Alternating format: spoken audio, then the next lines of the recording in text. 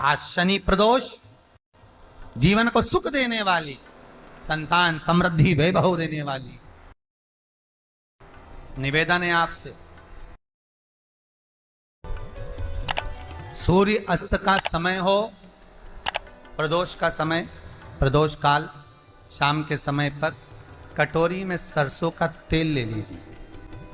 शंकर के शिवलिंग पर किसी मंदिर में जाकर सरसों का तेल शिव पर चढ़ा। तेल चढ़ते समय शंकर के शिवलिंग पर त्रिपुंड बना दें। ये एक उंगली, चीटी उंगली के पास वाली उंगली शंकर के शिवलिंग पर टच कर कर रखें और अपनी मनोकामना पूर्ण कहें। बाबा विश्वनाथ पूरा करता है। भगवान शंकर के द्वार पर स्वयं शनि महाराज आज मिलने के लिए, और जितने ग्रह नष्ट देने वाले हैं, कारक ग्रह हों, बेकार वृत्ति वाले हों, वो सब आज शनि सबके दोष मिटा देता है। शंकर भगवान के मंदिर में आज शनि प्रदोष के दिन, मंदिर में नहीं तो घर में अगर शंकर का शिवलिंग है तो एक दिया अवश्य लगाओ। शनि महाराज जीवन का सुख प्रदान करेंगे, आनंद।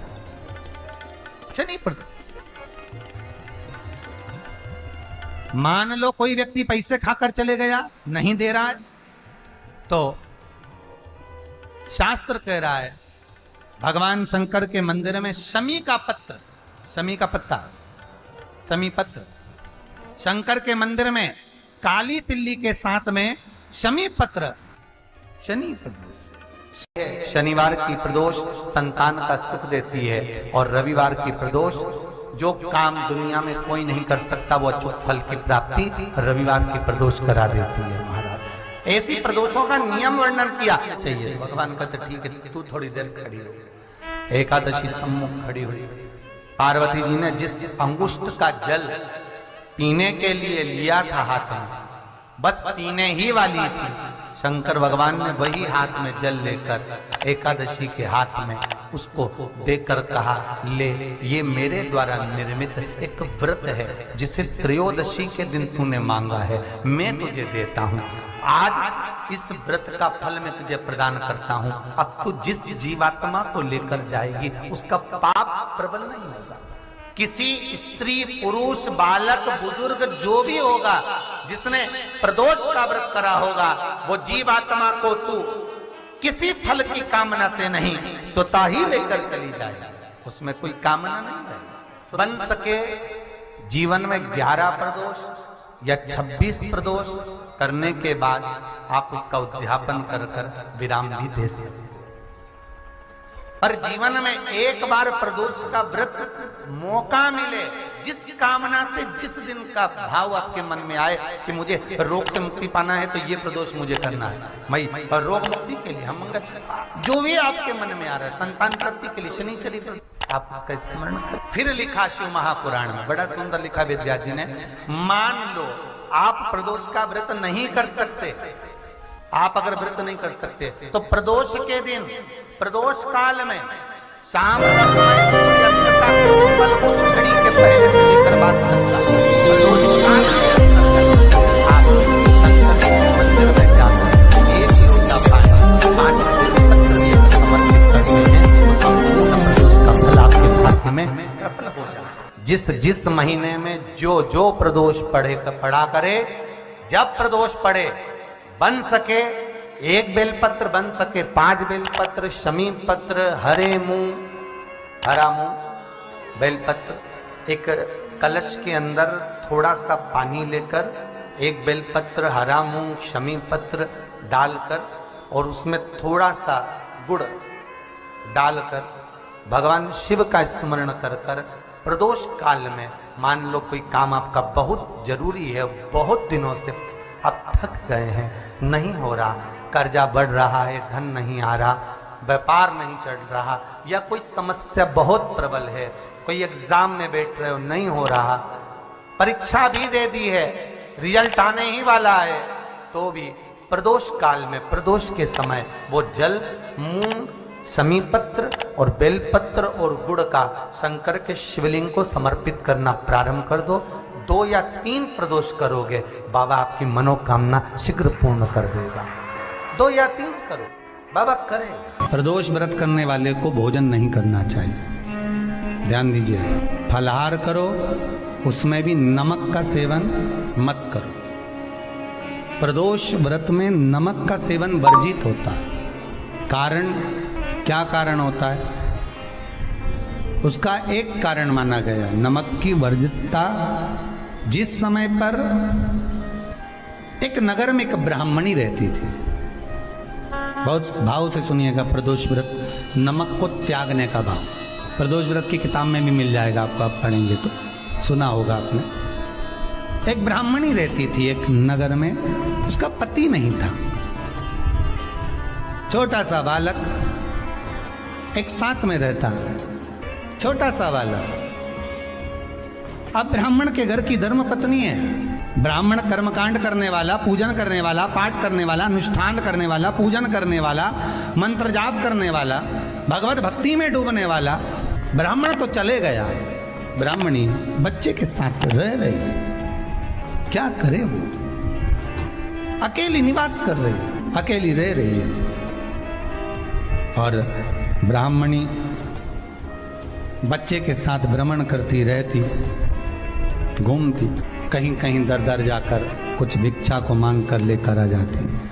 और भिक्षा लाने के बाद में उस भिक्षा को जब लेकर आती तो अपने बच्चे को भी खिलाती और स्वयं भी उसका पान करती। एक दिन ब्राह्मणी भ्रमण करते करते प्रदोष काल के समय पर शिव मंदिर में प्रवेश करी।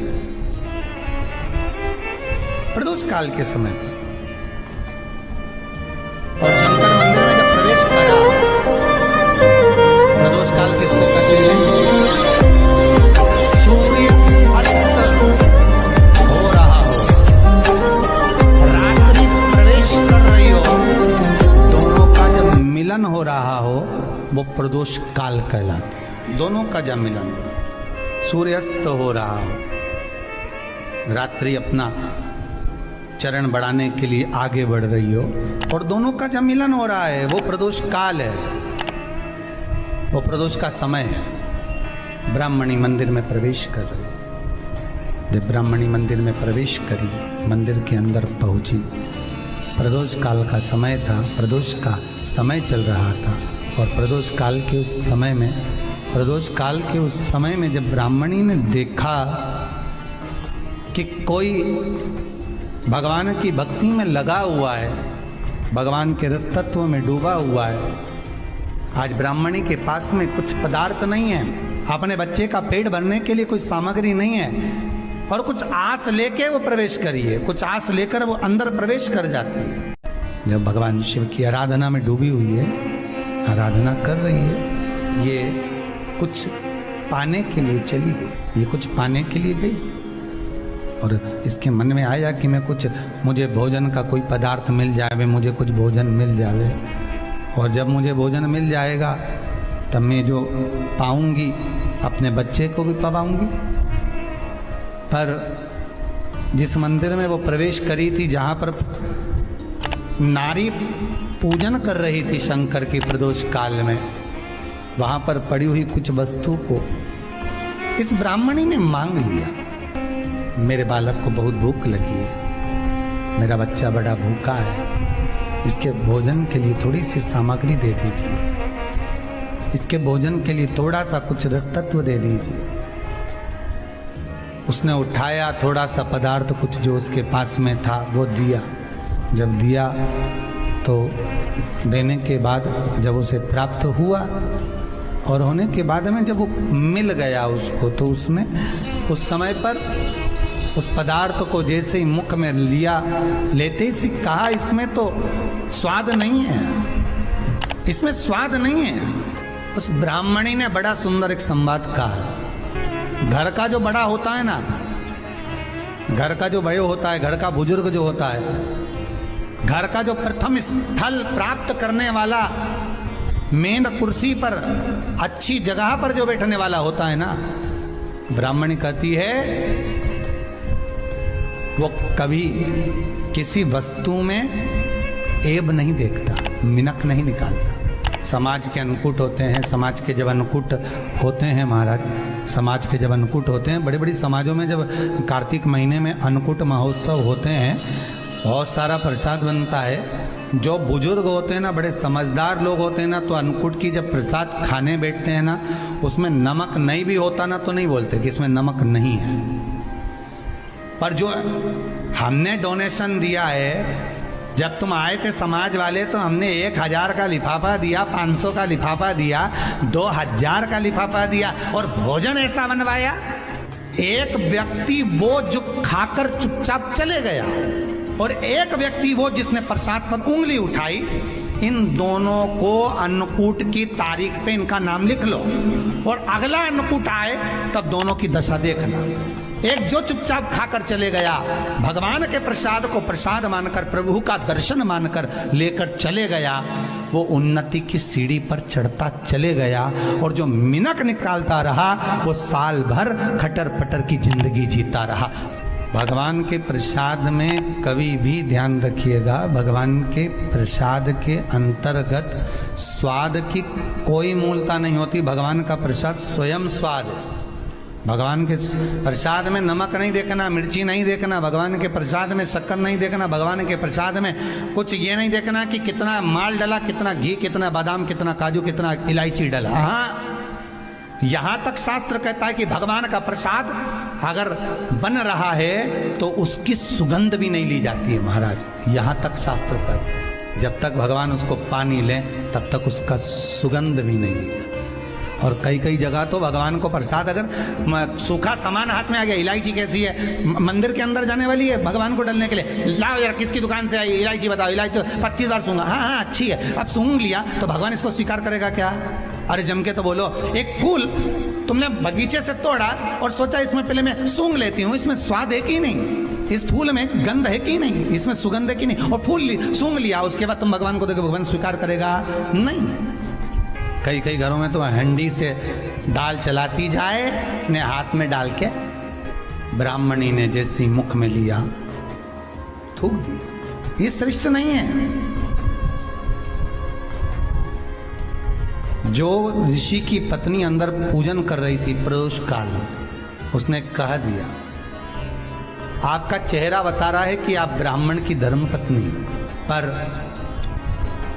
आज आप दर दर जाकर अगर भिक्षा मांग रही हो, दर दर जाकर अगर भीख मांग रही हो, दर दर जाकर भिक्षा को मांग रही हो, तो इसमें आपके पति का दोष नहीं है, दोष आपका है।